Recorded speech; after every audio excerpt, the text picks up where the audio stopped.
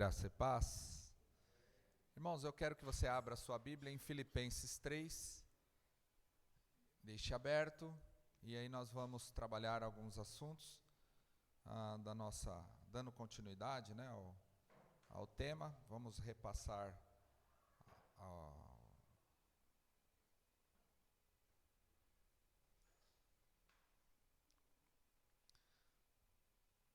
Nós falamos sobre preocupação na devocional do domingo passado, e eu disse que nós iríamos dar continuidade. Então, nós trabalhamos aqui. Daniel, apaga essa luz aqui para melhorar melhorar nada. Essa aqui, ó, bem em cima de mim. Ó. É a enxaqueca. Essa aqui, ó. Um dia vai ter um trem lá que vão apertar e vão falar, aê, ó. Até consigo melhor ver. Então, vamos lá. Nós trabalhamos esse assunto de preocupação e nós lembramos que o significado da palavra preocupação é um estado de espírito ocupado por uma ideia fixa a ponto de não prestar atenção a nada mais. Então, a preocupação é quando você ocupa a sua mente e aí isso toma uma proporção que você não tem dificuldade para se concentrar em outras coisas. Nós trabalhamos isso no domingo passado de manhã. E eu peguei uma faixa, um texto, né, que até hoje eu não descobri quem foi que escreveu isso, porque uma hora tem o nome de um, tem o nome do outro, mas para mim não importa, a ideia é boa. Diz assim: a preocupação é como uma cadeira de balanço, mantém você ocupado, porém não leva a lugar nenhum, né, lugar algum. E no meu caso, se eu sento numa cadeira de balanço, eu sinto enjoo. Não sei vocês, mas se eu ficar numa cadeira de balanço, se eu ir para uma rede, eu já começo a sentir enjoo. Mas a preocupação é isso. Então, tranquilo, nós trabalhamos de forma mais detalhada isso no domingo passado. Aprendemos também que a preocupação tem dois parentes, no mínimo, né? O medo e a ansiedade. É um livro legal, do Max Lucado, mas para quem quer ser um pouco mais ortodoxo, existem outros, né? Mas este eu gosto porque a linguagem é mais tranquila, dá para absorver mais algumas questões que ele trata. E ele falou um negócio que eu achei muito interessante. O medo e a ansiedade são primos, mas não são gêmeos. E é verdade. Né? Nós trabalhamos, então, que nesses dois parentes da preocupação, nós temos o problema do medo, e o medo é um mecanismo que Deus nos deu para nos proteger. E o medo, diante de uma cena que envolve uma preocupação, que você fica diante de um cenário, o medo ele está ligado à constatação. E aí eu trouxe o exemplo, uma cobra cascavel, né?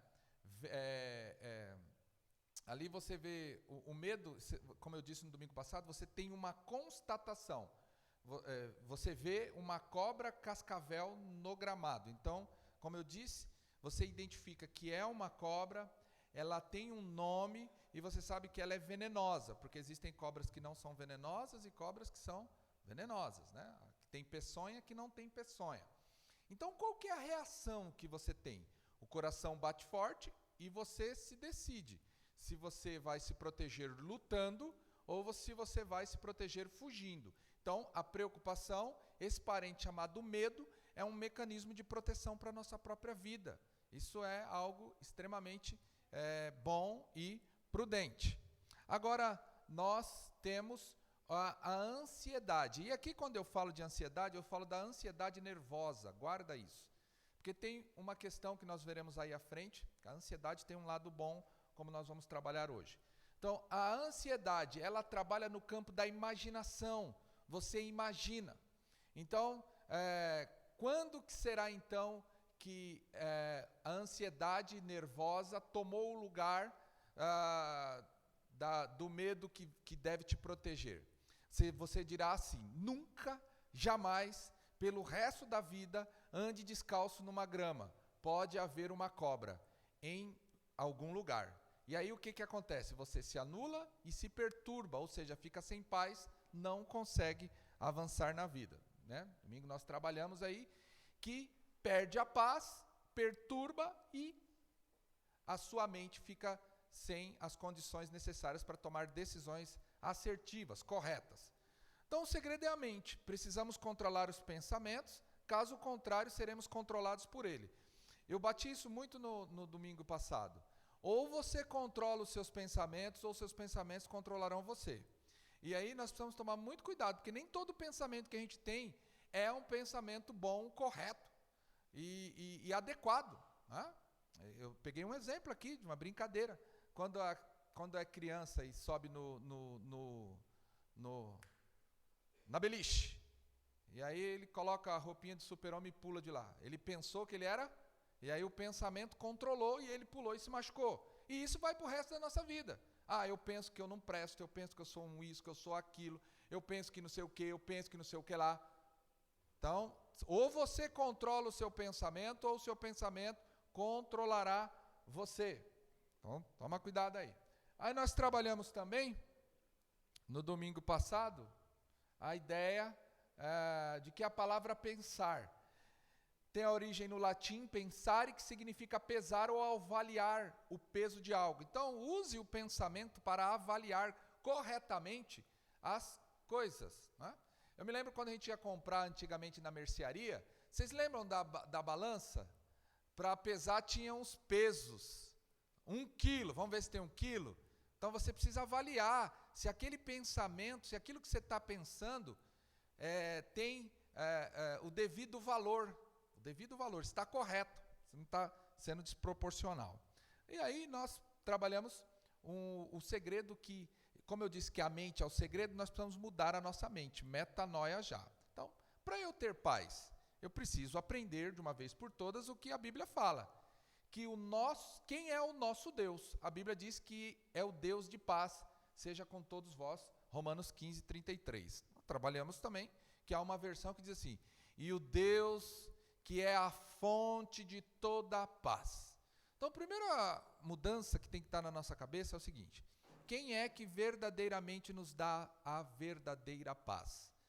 A fonte da paz está em Deus, então é nele que nós devemos buscar. A fonte não é na bebida, a fonte não é, me desculpa, não é nos passeios, passeio é bom, bebida se for água é boa, né? Mas assim, mas tem gente que fala assim, eu só tenho paz quando eu estou viajando. Então você está errado, porque você não vai viver de viagem. Guarde isso. Eu só tenho paz quando eu estou na mesa comendo, aí eu vivo em paz. Depois que vai embora, não. Isso não traz paz no sentido pleno, né? Isso não é a fonte de paz, porque isso acaba. Vamos lá. E o que ele nos dá? O texto diz, eu deixo-vos a paz, a minha paz vos dou. Aí, o que essa paz que ele nos dá, nos proporciona? Né? As condições necessárias de não ter o nosso coração perturbado e nem o nosso vivermos como pessoas atemorizadas. Aprendemos isso também. E como é que eu mudo então? Como é que eu obtenho essa paz? Né? Eu preciso mudar os meus hábitos. E aí, hoje em dia se fala tanto, né, em neurociência, psico não sei o que, psico não sei o que lá, etc. e tal, mas há muito tempo a Bíblia já vem falando, pratique a celebração, regozijai-vos sempre no Senhor. O que você faz que dá alegria para você? O que você faz que dá alegria? Você já parou para pensar? Isso é um mecanismo de proteção contra você viver uma vida preocupada. Fazer coisas que são agradáveis, que trazem prazer para a sua vida. Por exemplo, eu fui passar num médico lá para tratar da enxaqueca e o médico japonês perguntou para mim assim, o que você faz que dá prazer? Aí deu vontade de falar, né? Comer esfirra do Pops, né? Foi a primeira coisa que... Mas ele, não é disso. Ele fala, o que você faz que você sorri, que você curte, que você se alegra, que você sente bem quando está fazendo. A Bíblia ela dá uma dica para a gente. Regozijai-vos sempre. Outra vez vos digo, regozijai-vos. Mas pastor, tudo bem, eu devo me alegrar no Senhor, é verdade. Na lida da minha vida, eu tenho que sempre trazer em minha mente a existência desse Deus. E que Ele traz a verdadeira felicidade. Ótimo, ok. Mas tem coisas juntas com isso que também você pode praticar. Correr, fazer exercício físico te traz algum tipo de alegria? Você deveria fazer. Ler bons livros? Deveria fazer. Você quer não sei, você também precisava praticar isso. Faz bem. Porque se a vida da gente for uma vida muito cinza, muito fechada, meu irmão, na hora que vier as dificuldades, as nossas mentes vão ficar divagando por onde ela não deve andar. Então, se alegrar. O que é alegrar? É que a Sandra... Não vou falar. Né? Quer dizer, a Sandra sabe dançar, eu não sei dançar, mas eu gosto de dançar. Eu danço mal. Eles falam que eu pareço um robô dançando, e é verdade. Mas assim, nós deveríamos... mas aí tem que tomar muito cuidado, porque senão a gente vai pro Casteluche lá, no domingo à noite, fica lá, né? O cowboy vai te pegar, né? Não, tem o pessoal que é descontrolado. Mas tem coisas boas que podem ser praticadas, não é verdade? Tem coisas boas. Vamos lá. Pratique a moderação. Como alcançar essa mente? Novos hábitos. Moderação. Domingo é o dia de eu estar na igreja. Durante a semana eu trabalho. À noite eu chego em casa e faço isso. Tudo com moderação. Tudo com equilíbrio. Nós já trabalhamos. Por quê? Porque perto está o Senhor. Perto de quem? De você. O retorno dele, a vinda. Deus está presente perto de você. Continuemos. Pratique a oração. Não estejais inquietos por alguma coisa. Antes, as vossas petições sejam em tudo conhecidas diante de Deus pela oração, súplica e ação de graça. Ontem eu assisti a um neurologista. Anteontem. Assisti a um neurologista em que ele falava que os estudiosos da área da ciência tentaram estudar a prática da oração para desconstruir a importância da oração. E eles descobriram exatamente o contrário, que a oração é um mecanismo poderoso no processo de cura. Olha aí, ok? Então, nós vamos fechar nesse ponto aí. E o resultado é: a paz que excede todo o entendimento guardará o vosso coração e a vossa mente. Aí nós trabalhamos tudo isso de forma mais profunda lá. Hoje, eu quero trabalhar o seguinte, rápido também. Aprenda a viver o hoje. E aí eu falei que tem ansiedade que é boa, né? Anseie por viver o hoje. Por quê, irmãos? Porque a ansiedade, vamos assim dizer, é um sentimento que nós nascemos com ele. Então o pessoal fala, não, você não pode ser ansioso. Não, calma. A ansiedade, ela tem um aspecto importante para nós. Por exemplo, quem anseia a volta de Jesus? Certo? Agora, o que eu não posso é, por ansiar a volta de Jesus, ter decisões erradas na minha vida. Que nem lá em Tessalônica. Lá, os homens ansiavam a volta de Jesus de tal maneira que eles falaram, então se Jesus já está perto para voltar, eu não preciso trabalhar. Você está vendo o erro? Então, vamos lá. Anseie por viver hoje. De que maneira? Vamos lá, vamos trabalhar. Aplique na sua vida o conceito de hermético. O que é hermético? Inteiramente tapado, de maneira a impedir a passagem de ar, selado ou lacrado. E aí eu trouxe esses potinhos aqui. Ok? Viva a sua vida hermeticamente. O que hermeticamente? Vamos lá. Viva em compartimentos diários hermeticamente fechados. Para um transatlântico cruzar o Atlântico, pelo menos os antigos transatlânticos, o capitão do navio dava um comando quando ele entrava, acho que em alto mar, se a memória não me trai, e ele apertava da cabine do comando um botão, e aí começava a se ouvir vários barulhos de cortinas de aços, de ferros descendo dentro dessa parte de baixo do navio, fechando tudo. O que ele estava fazendo naquele momento? Fechando todos os compartimentos do navio, para que o navio conseguisse chegar com eficácia, de maneira com sucesso, no objetivo final. E aí, por exemplo, se sofresse uma ruptura, se batesse, aquilo impedia do navio inteiro afundar. Então, uma viagem segura fecha os compartimentos hermeticamente, de maneira que não entre nada, nem ar do outro compartimento entre no outro, ou seja, tudo fechado. Bom, a nossa vida é uma viagem também como num grande mar, né? Então, o que nós precisamos fazer? Nós precisamos do seguinte: vamos fechar as cortinas de aço do passado. Pela fé, nós devemos afastar os ontens da nossa vida. Olha lá, irmãos, não penso que eu mesmo já o tenha alcançado, mas uma coisa eu faço, esquecendo-me das coisas que ficaram para... Então, toda vez que a tua mente ficar o tempo inteiro te jogando para trás, você tem que, pela fé, mostrar para ela que o lugar é aqui, ó. Pastor, mas como é que eu consigo fazer isso? Lembra lá atrás? Celebração, moderação, oração, e a paz vem. E aí você vai ter força de lembrar desse texto maravilhoso e falar assim: passadinho, fica lá atrás. Fui abusado, lá atrás. Fui traído, lá atrás. Fui bruto, lá atrás. Passei lá para trás. E isso não pode definir você hoje. As coisas têm que ficar para trás. A sua mente não pode ficar preocupada. Ela vai ficar preocupada se você ficar com essa cortina de aço aberta. Afaste pela fé os ontens da sua vida. Vamos lá. Viva em compartimento diários. Cortina de aço no futuro. Pela fé, afaste os amanhãs. Afasta o amanhã. Você está celebrando hoje, você está vivendo com moderação hoje, e você está com uma prática de oração. Afaste o amanhã. Jesus falou: não inquieteis pelo dia de amanhã. Deixa o amanhã na mão de quem pode resolver o amanhã. Até porque, irmãos, o amanhã não existe. E o futuro é hoje. O amanhã não existe.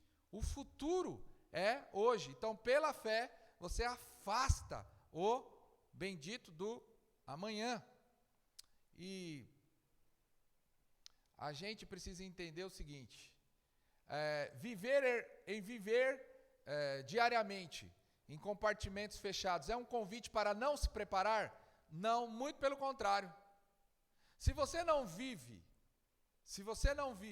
com os compartimentos diários fechados para o hoje, você não consegue se preparar corretamente pelo amanhã. Por quê? Haverá desperdício de energia. Lembra? Você está sentado na cadeira, balançando.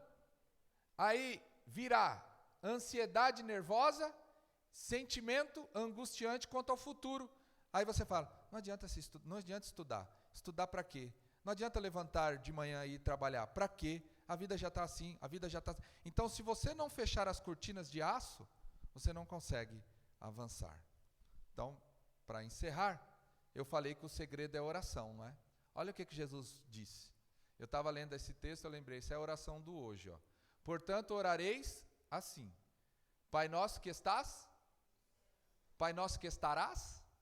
Não é Pai nosso que estarás no céu, é Pai nosso que está. É hoje, Ele está lá.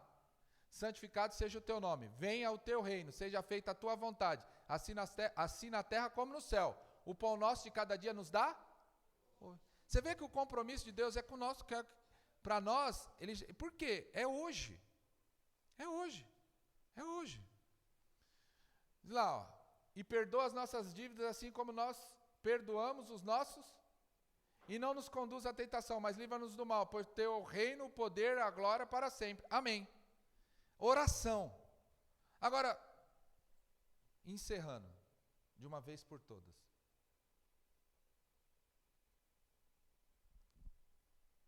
Vem cá, Ângela. Eu estou entregando para a Ângela o meu celular. Pega lá.